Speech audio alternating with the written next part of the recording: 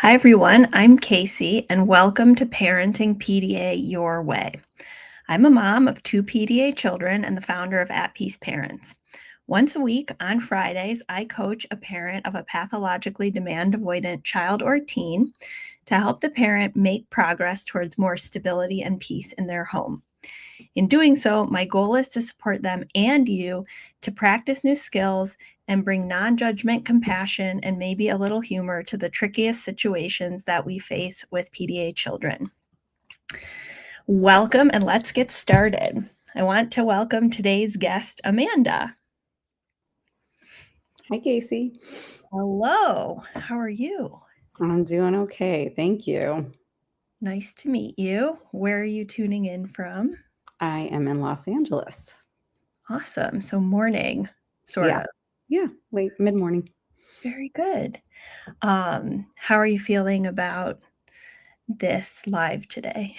I'm excited. I'm happy. I don't get too Okay, shy or awesome. nervous about these types of things. Great. Unless you go Paul McCartney or someone like that. Yeah, I'm not that special at all. I actually get nervous every week, so We can maybe do this, help Casey. me feel comfortable. Well, I have your question here, and I'm happy to read it, or if you want, you can state it. Yeah, Whatever. I can state Awesome. it. Okay, so I want to help my daughter, who is 7. She is diagnosed with ADHD and generalized anxiety disorder.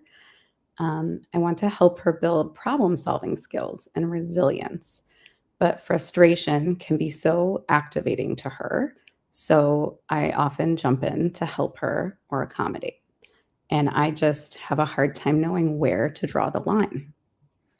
Yeah, it's an important question, and I think all of us have it at different moments in our journey, um, even with the same kid over different seasons. So, um, is it okay if I ask you some questions to get more context around your situation and your daughter? Sure. Okay. So she's been diagnosed with ADHD and generalized anxiety. Mhm. Is that what you think is the primary driving factor in her challenges? I have had a strong intuition that she had ADHD since she was a toddler. Okay. So that part felt accurate to me. With anxiety, we do see it come and go, but I would list it as perhaps secondary. And like you said, different seasons and different moments, it's almost like I can see which challenge is in the lead for her at that day or moment. They do both feel fitting to her. And when I look at your tools and like your assessment for PDA, she was like a 60 or 70%. Like I know she's not in burnout. She goes to school. There are lots of challenges. She's incredibly socially intelligent and like a very, very good masker. So it kind of all comes out at home, which makes sense. But to give you a very long answer, yes, it Oh, fits. that's not that long. Okay. The reason I ask is because, and I wanna go a little bit deeper into this with you, is because I think, like, one of the things that might not come across in my social media because it is so focused on PDA, and that's my expertise, is that, I don't think other approaches that promote more exposure, Mhm. increase in frustration tolerance, or even, um, sort of pushing a kid through a hump of anxiety are necessarily wrong approaches. I just think if the child is PDA, um, those can get in the way of things like building resilience and problem solving. So I think before we dive into any tools or strategies, I want to go a little bit deeper with like the PDA driver as the root cause, because you said sometimes you can see clearly it's like anxiety, which to simplify, I sort of conceptualize as like the child has a cognitive projection of something that they're afraid of, and they can maybe speak to it or respond to us when we speak to it, right? Yeah. And both my sons have anxiety and PDA versus the avoidance or resistance we might see with the more PDA driver, which often they want to do the thing, but their body won't let them. And it's a subconscious perception around autonomy and equality. And it might have been built up in their system from like things that do not relate to the moment that you're Uh-huh. seeing the avoidance. Yeah. And so and then we have ADHD, which is a different root cause, Mm. which might be frustration, could be executive functioning challenges or impulse control. And I'm not like the expert in ADHD, but what I do know is that sometimes ADHDers need more pushing and scaffolding and structure to get to building more frustration tolerance. Yeah. So I want to just talk about that a little bit with you to see, like, as I'm saying that, what's coming up for you? That I say yes to all of it, and I see all of these sides of her. Like, and I can pinpoint different situations where I'm like, the PDA is in the lead, or the ADHD is in the lead, or the anxiety is in the lead. So I think that's why it doesn't feel simple for us. Yeah. Yeah. I mean, I think this is really important that we're talking about it. I'm glad you brought this question because I think for a lot of our kids, we have more than one thing going on. And often parents come to PDA when that is such a strong driver that it's like you can't use anxiety or ADHD struggles because it will backfire. Uh-huh. So the thing, if we're thinking about discerning, like, is this anxiety driving the bus? Is this ADHD driving the bus? Is this PDA driving the bus? And what am I going to do in these different situations? We want to understand first if like your daughter has enough of a window of tolerance in her nervous system, meaning that like if she activates the PDA part of like I have a loss of autonomy because mom's pushing me through this, it's not going to be so she'll have enough of a window to sort of absorb that versus if she's operating here or in burnout, then even if it is anxiety, it could push her past. Yeah. Yes, that resonates.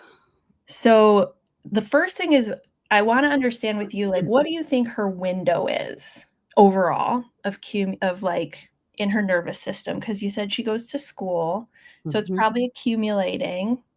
Is she going past it into impacting her basic needs consistently, or is she sort of like hovering around it? She's hovering. Basic needs are impacted, I would say, like sporadically to semi-regularly, but they're still easy to accommodate. Like, can you brush your teeth? No. I will bring your toothbrush in a bowl to your bed so you can do it in there. Yeah. Okay. Yeah. Um, and so it's like, yeah, it's, I would say, in the hovering zone. Okay, great. That's super important. So when we're trying to understand that, like, are we hovering? Are we past it? Do we have a bigger window? Our strategies for how much we push or don't push are going to vary. So, like a kid in burnout, it might be a year before we can push them through in the name of resilience. Mhm. A kid who's hovering, it might vary week to week. Mhm. And a kid with a big window, like where my older son is, it's easier to identify like certain things that like football or things he wants to do or boundaries in the home where it's worth it to activate and have a drop in that. So the way that we can sort of keep track, because this is kind of an experiment, right? Mhm. And we want to understand, okay, if I'm responding with a PDA lens in these scenarios, how is it impacting that? Like, do I see her continuing to hover or am I pushing her so far that like she might be at risk of burnout and then it's not worth it? Mhm. So there's three things we want to look at consistently for our kids. So the very first and foremost is your connection. Mhm.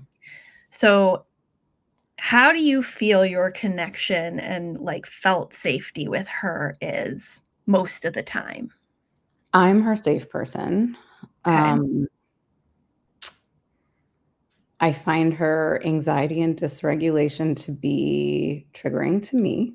of course. So, Yes. um, she really ignores my body boundaries in the name of her co-regulation. Mhm. But to her, I'm the safe place even if I'm dysregulated.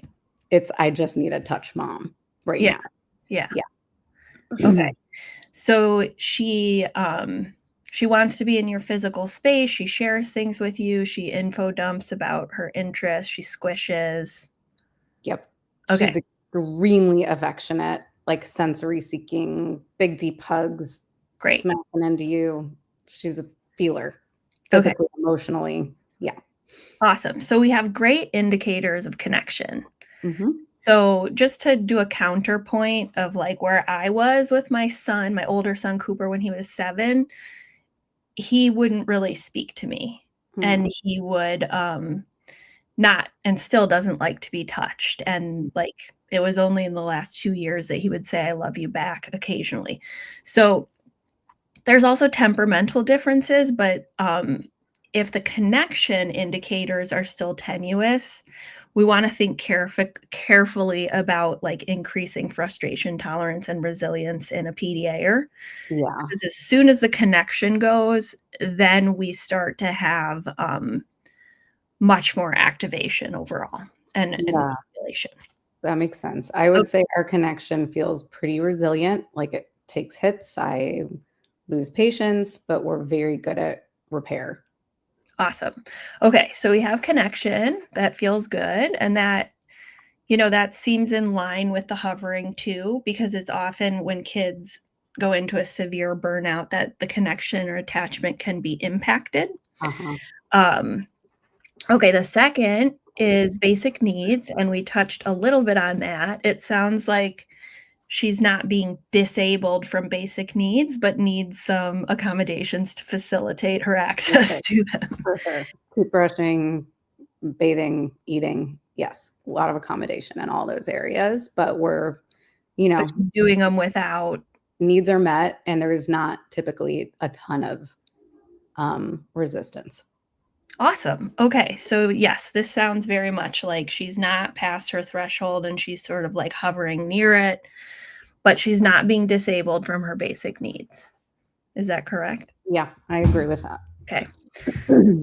Third, nervous system activation. So you mentioned that she's an extremely good masker, so that means that when she's at school, she'll be, if she's PDA, having the neuroceptive threats around autonomy and equality that come from being in school. It's just part of it. Um, but what does the nervous system activation look like when she comes home? Is it like an hours long meltdown? Is it equalizing? Is it There's agitation? a lot of equalizing, especially with younger sister, but even with us, and it does, um, take a very physical form for her, which is in line kinda with the ADHD symptoms of, like, we see a lot of hyperactivity when she gets home. One of her main regulating techniques is she flips upside down, and she Yeah. will just be like a bat from the time she gets home to, like, going to bed, she's up and down, up and down, up and down, and, she can't do that at school, she can't just flip upside down on a couch. Yeah. Um, when we're in bad, like, more difficult periods, there's a lot of just, yeah, spiraling with something that on a different day she could handle. And then on this day, it's rage and Yeah. tears and, oh, just struggle bus for everybody. Yeah. Yeah. So this is one of the 5 characteristics of PDA that I think can make it so hard to understand, because it is cumulative, not just over the course of a day, but it can be like they start off really they got a window from the summer because they weren't at school, and they start off great in like September and October, and then November hits, and we're getting close to like the holidays, and that cumulative nervous system activation can be seen over the course of months, Yeah. right? It happens to us in a sort of reverse order, but the logic is there. Like, Yeah, summer's a reprieve, going back to school actually builds up a lot of like, that change is a very hard season for us to move into the fall. transition. Yeah, Okay. and then by a couple months into the school year, she's feeling more settled. She's, I think, proving to herself she's managing, and, like, Mhm. we go into a easier period, and that's happened Equilibrium. consistently. Awesome. Okay, so that's a great data point. All right. So one mindset shift that we might think about for you to rest your brain and nervous system a little bit is that instead of thinking about which is the root cause in any varying moment, is this anxiety, ADHD, or PDA, Mhm, and responding accordingly, maybe we could think more about like seasons or weeks. Like, okay, this is the beginning of the school year. So we're going to go full on with the PDA lens. We're going to layer on the accommodations. We're not increasing frustration tolerance because this is already increasing her mhm, frustration tolerance. Versus 2 or 3 months into the school year, the equalizing comes down a little bit. You can see maybe she's still hovering, but there's more of a window. And that's when we can sort of focus on where is it most important to to activate her in the name of something, mhm, right? My personal belief with PDA kids is that they're extraordinarily resilient when they have a window of tolerance, that we don't need to teach the resilience, we need to create the conditions for the resilience. So that goes against how other professionals might present the idea of resilience, but for PDA kids, if we try and push resilience in the name of like for resilience sake and introduce it when they're having a panic response, it can really do the opposite. Can like just create the trauma response over and over.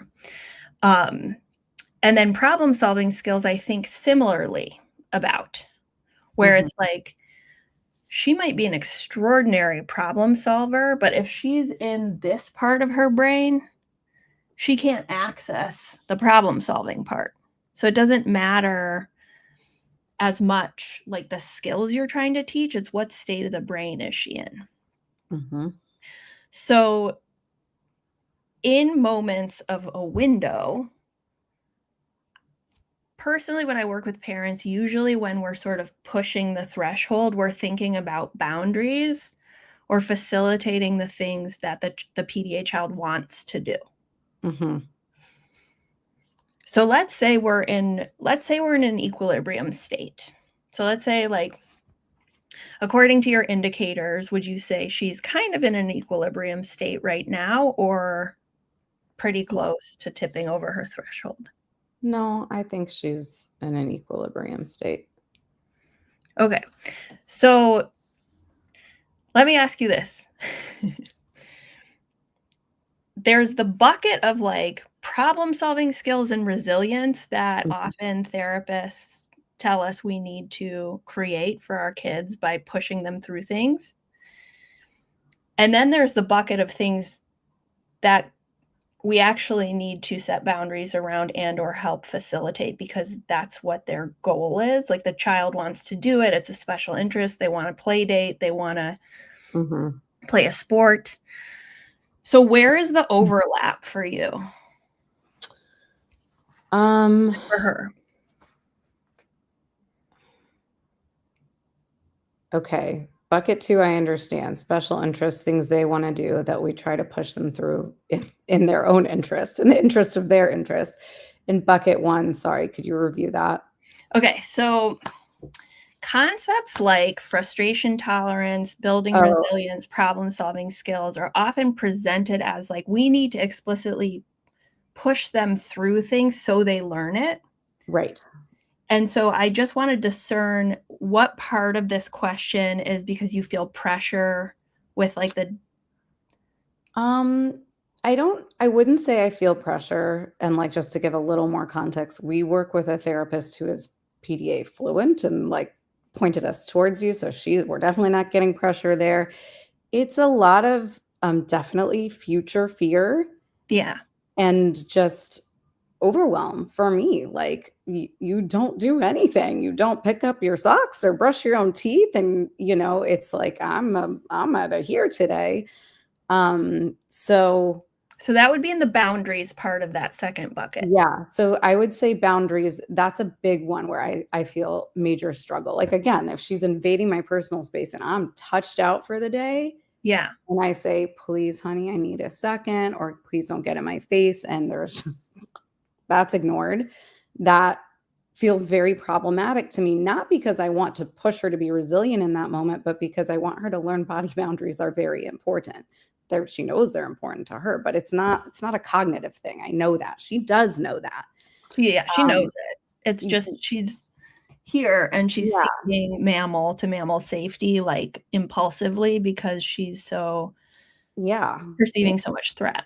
Yeah, and Oh, that so is just a very hard moment for me because, like, I know I'm gonna absorb it if yeah. I go past my boundary, and sometimes I can't. Like, I will just she-wolf at her, and I don't want that to happen. Yeah, so why don't we let's take that example and go there because it sounds like what I wanna do for you is separate the worry of teaching Mhm, from the execution of a boundary, uh-huh, right? So if we can suspend disbelief and future fears, put them on a shelf and just know like she's gonna learn, she's gonna have resilience, and she's gonna have strong problem solving skills if she has enough of a window and she's in the right part of the brain. So when we're worried about boundaries, we're not worried about teaching. We're just worried about the decisions and course of action on your part that is the best decision for your family system. mhm, That's it. So if she's hovering around her threshold, and this might vary, right? Some weeks this might have more of a nervous system cost than others. Um, the boundary would be what you do in those moments without trying to change her behavior. mhm. So no she wolf is necessary because she wolf is trying to make her do something different and you're mad because you're like I'm touched Well, out. I'm just crazy. Yeah, I've just Yeah. been driven. So can we talk about like so this would actually be kind of a cost benefit decision, but um when I work with parents through these types of decisions, we lay out all the possibilities of things that are under their control. Mhm. So can we take a scenario where she's come home from school and can you describe what's happening on a typical afternoon where you're like about to go into she wolf? Yeah, it's probably evening because I do pretty well until a very hard bedtime. Um, I like to think. But let's say, uh, this happens a lot, okay, especially recently. Little sister is in deregulation. Sarah, big sister, my older daughter who I wrote in about, is managing, and then she just flips, and Yeah. all of the crying, she's like, "It's too loud, it's in my ears," and she's flipping upside down and clinging on to me. At that point, I've been touched out because 'cause I've been comforting the other one. Yeah. Um, my husband really tries to help, but both girls view me as their safe person, both of them, and it becomes competitive a lot, Mhm. like who's getting my physical attention. So I'm just super burnout from helping the little one, and then the older daughter is losing it and going upside down, and like right here in my face. That's a scenario. And I'm like, hey, I need a second. Mommy, I love you, mommy. I need you, mommy. I need you, mama, mama, mama, mama, mama. Like very desperate Yeah. energy. Like she is, I can feel energetically. She is so desperate to borrow my resources when they're here. Yeah, she wants to plug back into your nervous system. Yep. Yeah. Okay. Why So would you let's want to go here? It's at a real unattractive space right now. well, she knows on a certain level, like, you love her unconditionally, so Yeah. even if you're, like, dysregulated in your human form, she knows that, like, no matter what, you've got her, and that's what she wants to tap into. But Yeah. that can be there even without your human nervous system constantly plugged in, especially if she does have some of a window. So let's go through the possibilities of this scenario. So, would you like to go into the formal tool or do you want to do it more informally? I'm happy to do it formally. Maybe it'll be good practice and I can replicate it.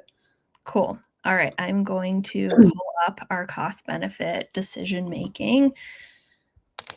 Give me a second. All right. So, can you see this as I'm writing? Mm-hmm. Okay. Constraints. Constraints in the evening.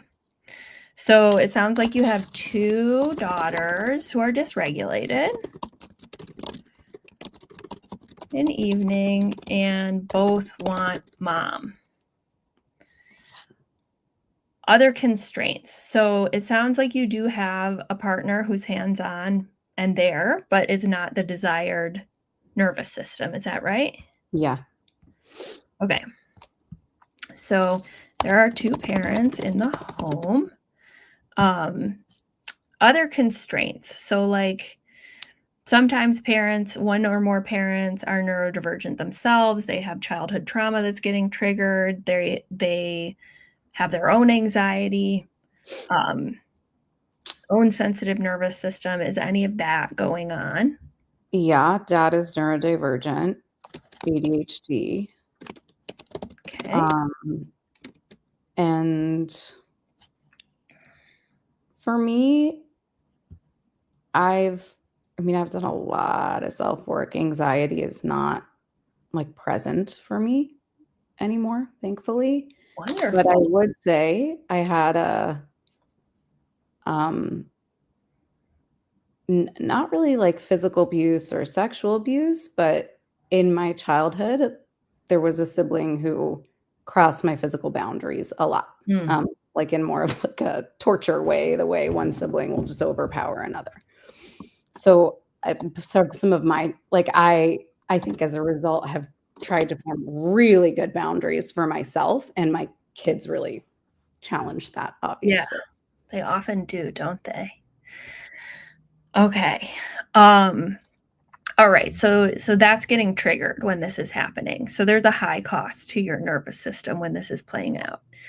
Um, are there other constraints that you're facing in the evening? You know, Um, dad needing to work in the evening, you needing to catch up on work, stuff like that. no, we've made a lot of space, so if that happens, it's pretty rare. I mean, I do really try to prioritize my sanity, so once a couple nights a month, probably I don't participate in evening activities and dad covers, and it's usually really hard on him. Yeah. Yeah. It's a cost on his nervous system. Yeah. Okay. Let's go into options. So, sorry. So at this stage in the boundary conversation, we really reorient away from trying to make the child do something. Mhm. Because if they're PDA, us being like, hey, can you go to your room? Hey, can you stop screaming? Stop bugging your sister, get in the bath. Like, all of those are threats to autonomy and equality and will actually result in them being less likely to do the thing. So with a PDA, and we know this viscerally, right, as parents. Um, and if anything I'm saying is not your experience with your Yeah. daughter, please tell me. No, it is. there's such a contrast between number 1 and number 2 that it's more easy to identify. Yeah. So what we want to do is really 2 things. First, accept the truth of raising a PDA child, which is we're always activating or accommodating them. So like any boundary we set, even if it's justified and even if it's necessary, will activate the nervous system because that's the nature of the disability, right? How much that impacts them just depends on their window of tolerance, Mhm. and has to be put in the context of the family system to determine, is it worth activating them, right? And sometimes it is, because if your childhood trauma is getting triggered to the point where like you're not showing up as the mom you want to be and it's impacting you and everyone and you're like the leader of the family, we want to incorporate that into the decision. So then we want to refocus on like, okay, I don't have control over my daughter's behavior as a PDAer, but I do have control over what I do in response within my constraints that we laid out. So at this point, we try and think really outside of the box. So everything is on the table without judgment, and I'm here as a neutral and objective party to help you just explore options. Okay. So usually we start with the status quo, which is like what's usually happening now, and you talked a little bit about that. Where what are you doing in these moments when both are dysregulated? Mom is co-regulating with younger daughter. Mhm. And then what's your next course of action, like when your PDA daughter gets upside down and mama, mama, mama, mama? Yeah, I probably put up a boundary as my first, like, I just know I'm already maxed out, and I'm like, "Sari, can you please not," like, my first response is, if not gentle, kind, Mhm. but firm, like, "Hey, baby, I can't do that right now." Okay. And that's what you say. What do you do? Like this. Okay. Okay. So, baby, I can't do that. And then physically protect space. Mhm. Okay. And are there any other actions you're taking in this scenario? Like, do you get up and remove yourself? Do you Mhm. sometimes speak sternly to her? And there's no judgment. We're just laying Yeah. out what's actually No, I'm happening. just trying to drop into those moments. Honestly, I, like, start to dissociate, I think. Like, I'm like, "I'm just gonna leave my body right now so my body can stay and help my daughter." Um, I will become more stern with her, like, I really can't. I'll just be Mhm. like, I cannot right now." Um, and I would say, like, as a last result, I will call for help from my husband. And by now, he is probably often like, already said something verbally in my defense, like, "Sari, see, mommy is overwhelmed. Give her a break," like, something like that. Um, Okay. and And then yeah, does but, it escalate or does it tend to work? um, Or does she go into fawn? It sounds like she might go into fawn. fawn is like the freeze state. It's the, appeasement state where she's like, Oh, "Mama, I love you. I'm sorry. I'll do yeah, anything." she definitely does that, yeah. Okay. Well, So she that's still a nervous negotiates hard. She's like, "I'll do anything if you let me blankety, blankety, blank that I want. Please, please, please, please. I promise, pinky promise." Yeah.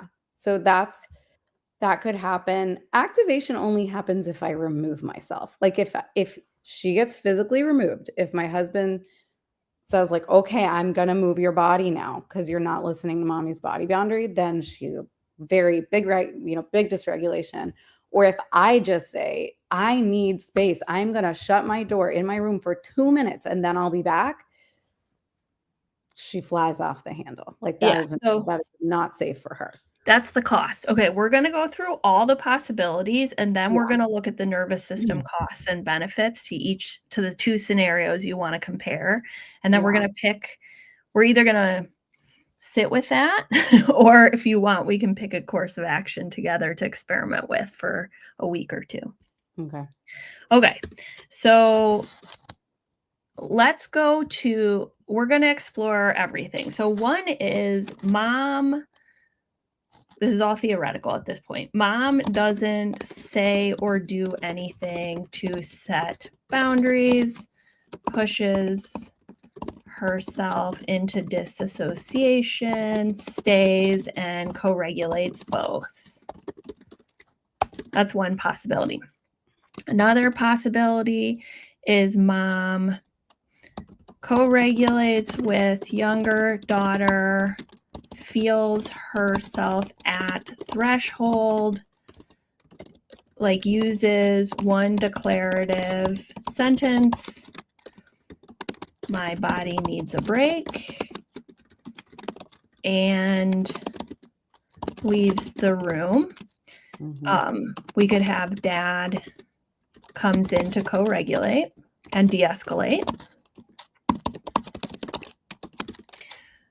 We could have this same exact scenario without dad waiting in the wings. We're just putting all the things on the table as possibilities.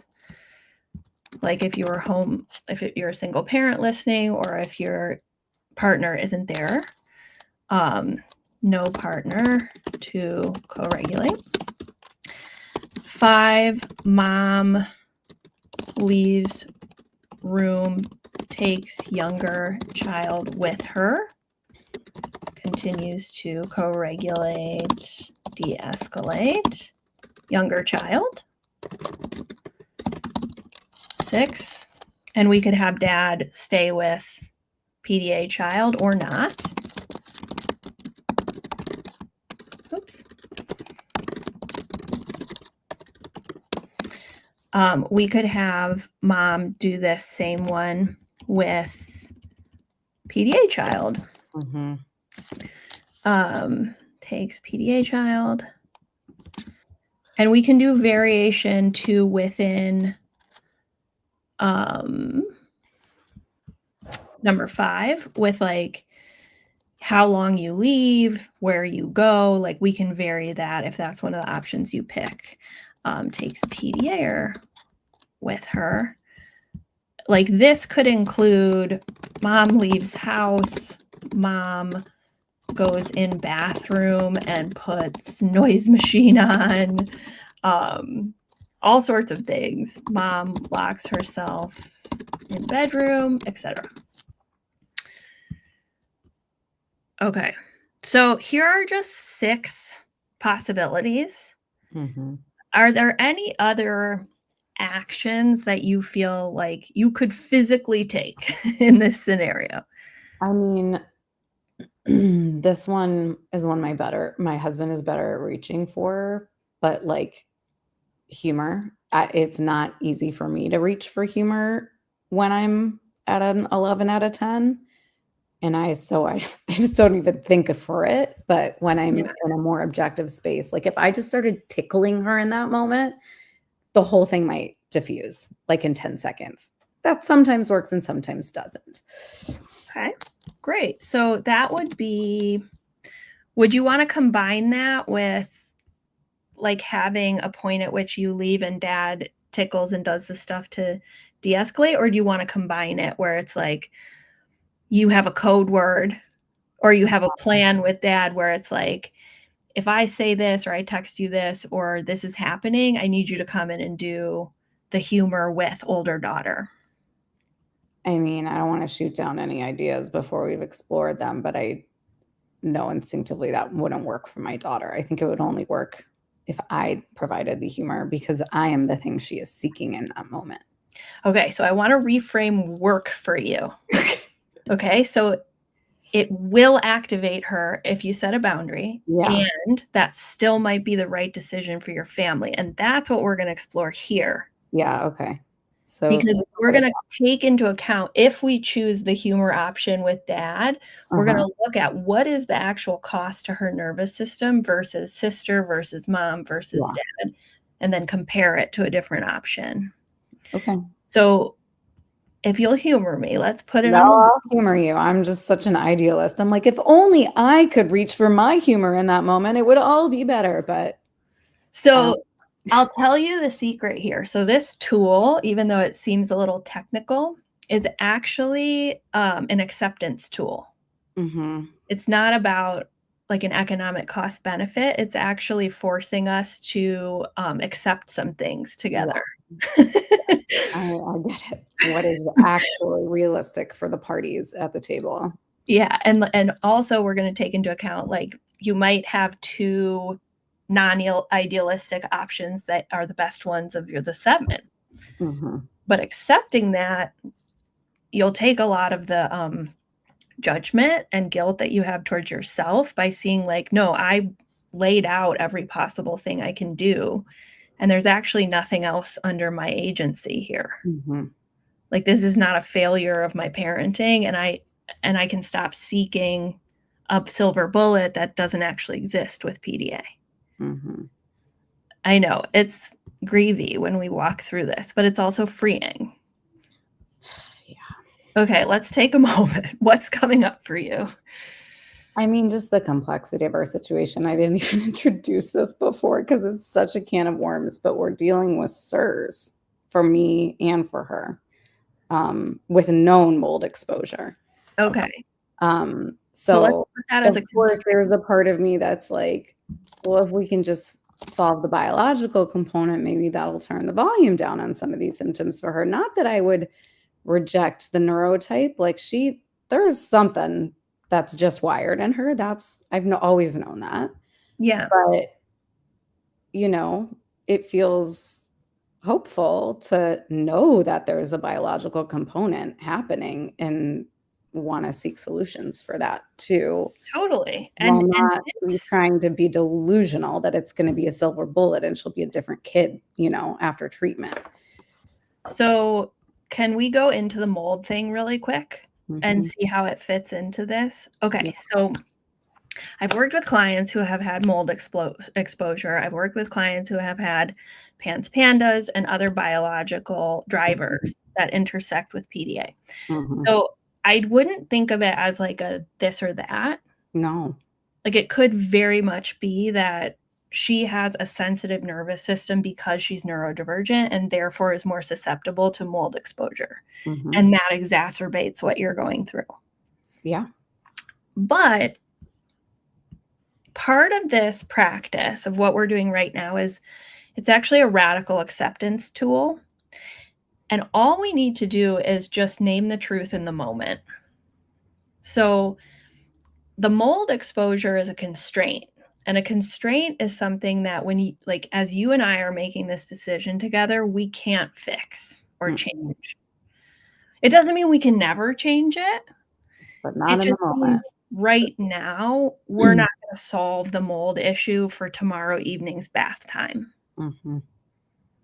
Does that make sense? So this is more like radically staying in the present moment, accepting what is right now, while also allowing yourself to have constraints that you can, once you go through this exercise, might see differently. Mhm. Of like, okay, I went through this exercise, I realize how intense this is.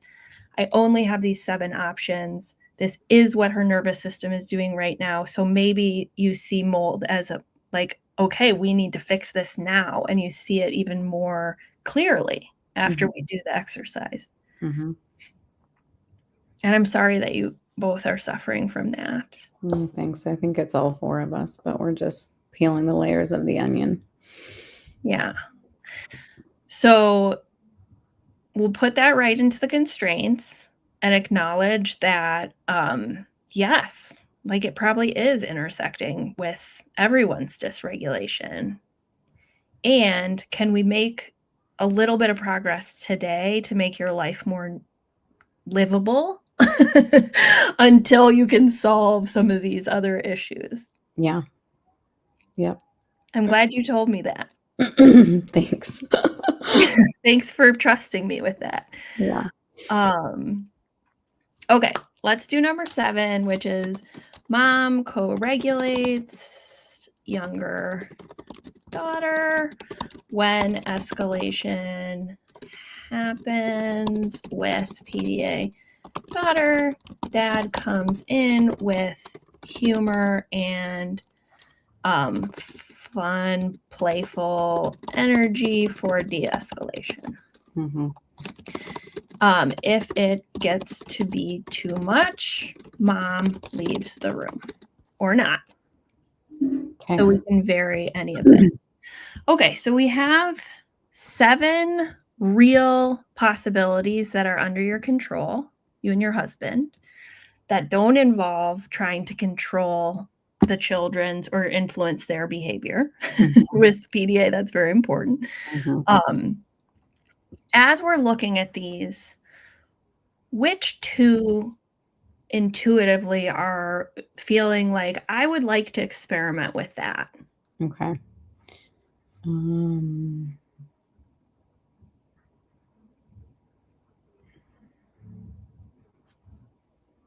Let's see.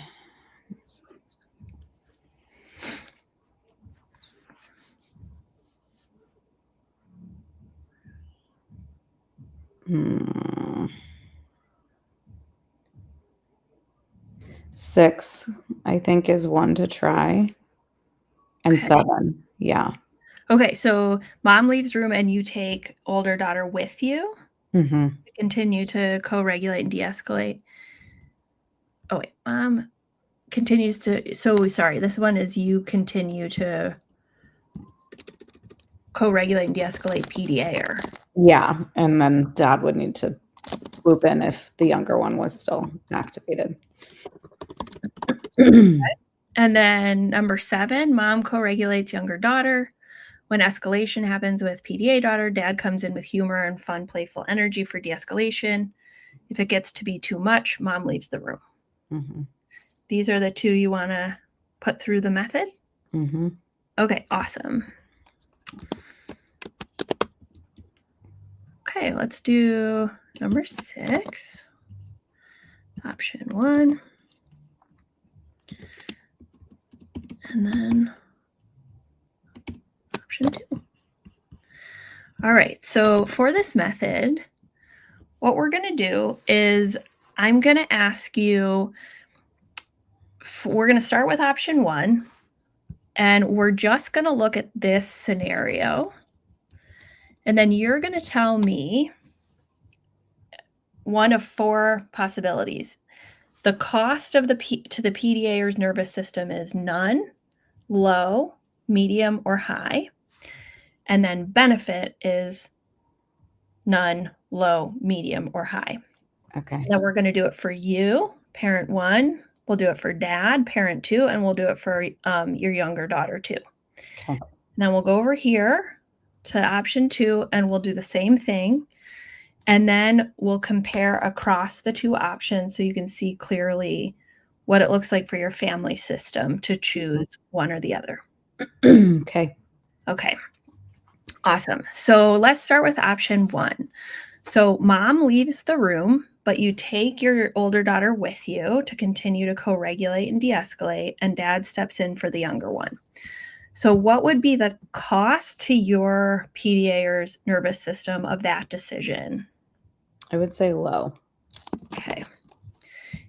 What would the benefit be? None, low, medium, high? High. Okay, awesome. And what about your nervous system? What would the cost be to your nervous system? Probably medium. Okay. And what about the benefit? Is there a benefit? Is there a benefit to my nervous system? I mean, just comforting one instead of 2 at the same time brings it down a notch for me. So I would say there's some low benefit. Awesome. Okay. Now let's talk about dad. So cost to his nervous system of you leaving the room and taking your PDA with you while he stays with your younger child. Probably medium, because the younger child's not going to be happy about this. Yeah. Is there a benefit to his nervous system? Low. Again, it's just maybe less chaotic. Okay.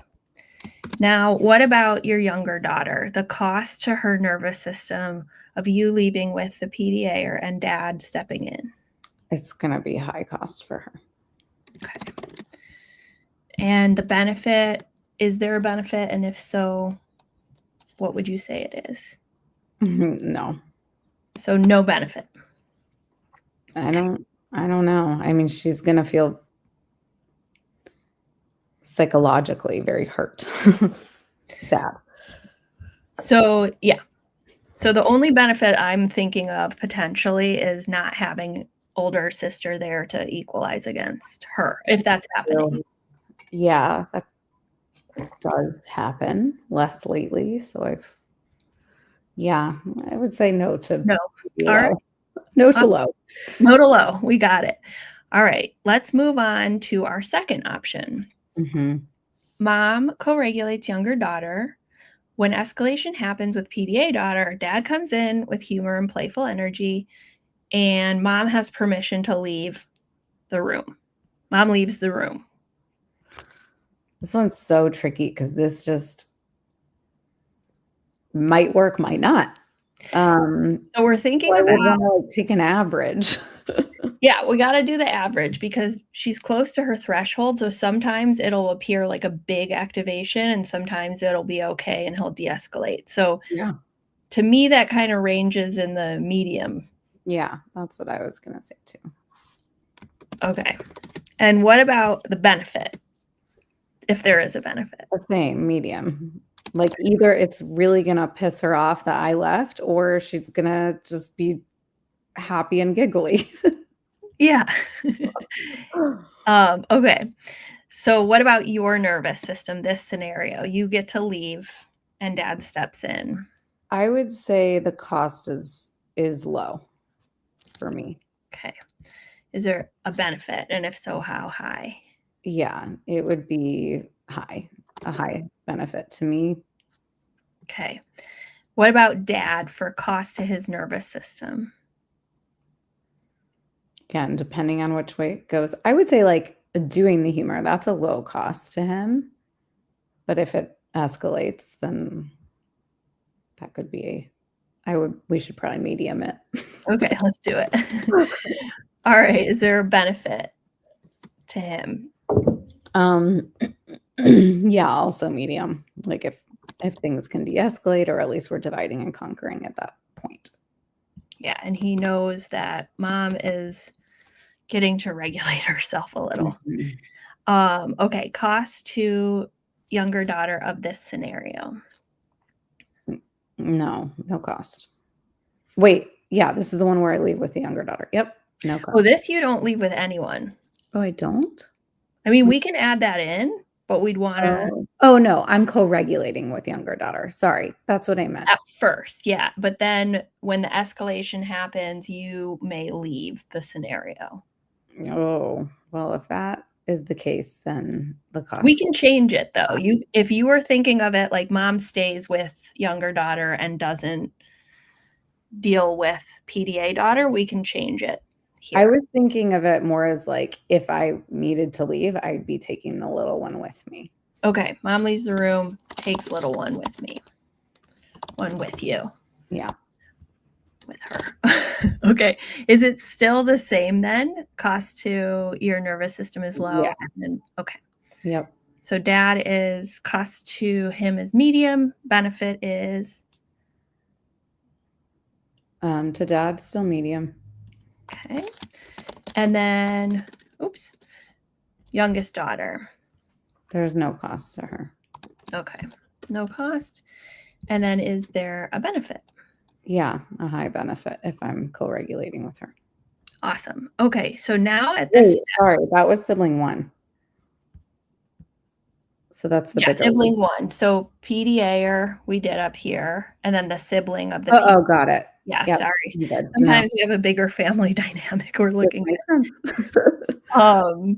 Okay, what I'm gonna do for option 1 is I'm just gonna compare the cost benefit and show if it's net cost or net benefit, and then if it's the same, like medium, medium, it will be a wash, and then Mhm.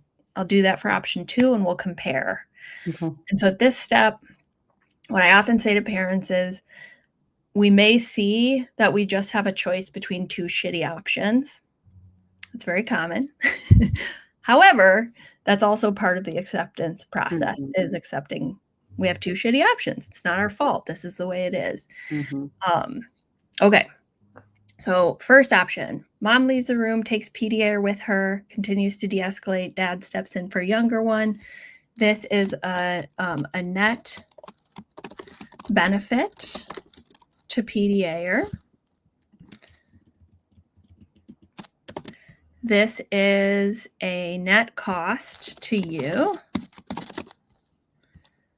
This is a net cost to dad and a net cost to sister. Well, this is exactly how it feels. Yeah. Okay. So let's look at number 2. Wash for the PDA, meaning they cancel each other out, like Mhm. as much benefit as cost. Net benefit to mom, wash for dad, and net benefit for sibling. Okay, so what we see is that option 1 is a net benefit to PDA, net cost to you, net cost to dad, net cost to sibling. Option 2, it's a wash for the PDA, net benefit to you, wash for dad, net benefit to sibling. Mhm. So what is this? How is this landing? What are you thinking as you see this? This is I feel like this is validating, first of all, because I'm probably not alone in this, but when you, like, embrace the PDA lens, I think there's a tendency to swing the pendulum pretty far and, like, prioritize that kid over everything else Mhm. in the name of, like, "We just got a regulator, gotta help, gotta help, gotta help," but you really feel that it comes at a cost to everyone, and that's what What option you see 1 is. what you see in option Yeah, 1. and so that's pretty validating.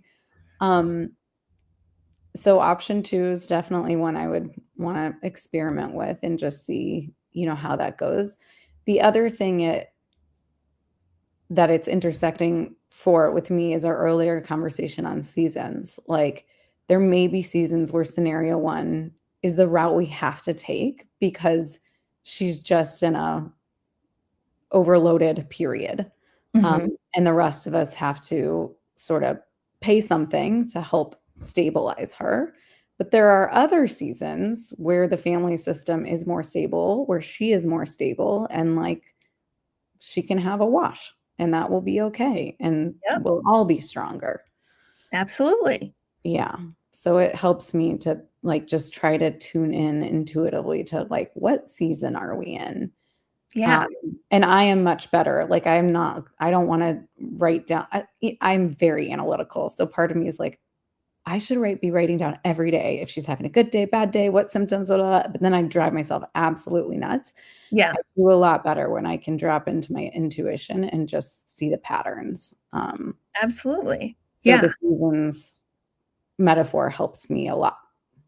awesome. I'm so happy to hear that. So this was, I would say 2 times out of 3 parents will go through this and we'll see 2 shitty options that are equally terrible.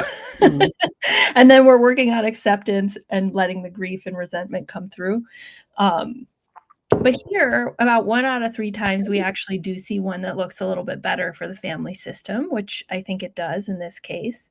So then our next step becomes, um, we have 2 choices at this stage. We can either choose one and experiment or return to our constraints with new clarity, Mhm. or both, right? So how would you feel about experimenting for the next couple weeks with option 2 and just seeing how things go for you? Yeah, I think I would wanna try that, like, save this in my pocket for a moment where they're really both at a 10 and try humor with the older daughter and me co-regulating with the younger daughter. I This is not one I've tried very much because there is such a large guilt voice in my head that I have to be available to the older one. Yeah, Um, so I the get that. I Yeah, get yeah. So I would be interested to experiment and just see how it goes. Yeah.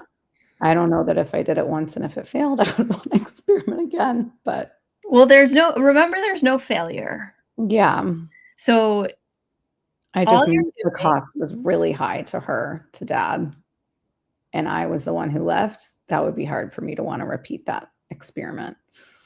yeah.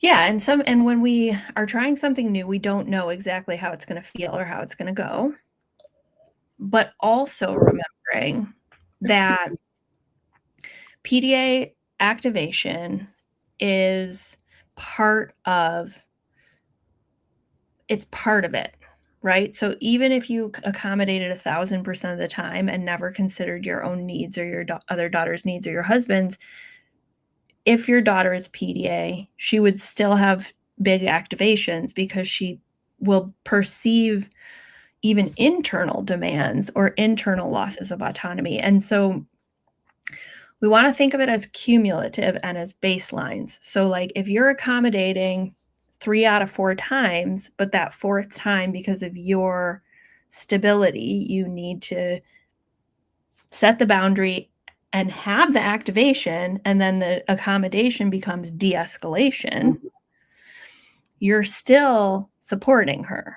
mhm, It's just one of the hardest things as parents of these children is like getting used to and not um thinking of ourselves as doing it wrong if there are still activations. We want to see it come down over time, but like if we're making a paradigm shift, but even in equilibrium, like sometimes my older son still has panic attacks and still equalizes, and that's part of it. yeah, And to have it be sustainable, we want to at least allow ourselves to look at the family system, which is yeah, what we did today. yeah, thank you. Yeah, I hope it was helpful. Yeah, it was a good exercise. Yeah, so it feels very technical, but really it's meant to facilitate some acceptance, and when we move that energy into acceptance, they actually start to perceive more safety, and it's a virtuous Cycle, yeah, cycle. 100%. And that's what's really helped us with shifting into the PDA lens. And I use a lot of discernment to make it my own. But there is just such an energy to it where if you stop wishing that they will be able to do something that they clearly cannot do, no matter how much you want it or fear it, it just releases something, Yeah, and allows for some movement. it does, and you just did a lot of that work. We did a lot of that work right now, and so it's normal if you felt resistance, resentment, anger, grief come up, and that's, something you can welcome and just know it's part of the process of what we went through. Yeah. Thank you. You did great. Thanks. Yeah, you did awesome. Well, it was so nice to meet you. Thank you for your willingness to share your family life vulnerably with all of us. I appreciate it. Thank you, Casey. I hope you have a good weekend. You too. Feel better. Okay. Bye-bye. Bye. All right, everybody. Thanks for being here and thanks for coming to Parenting PDA Your Way. We will see you next week.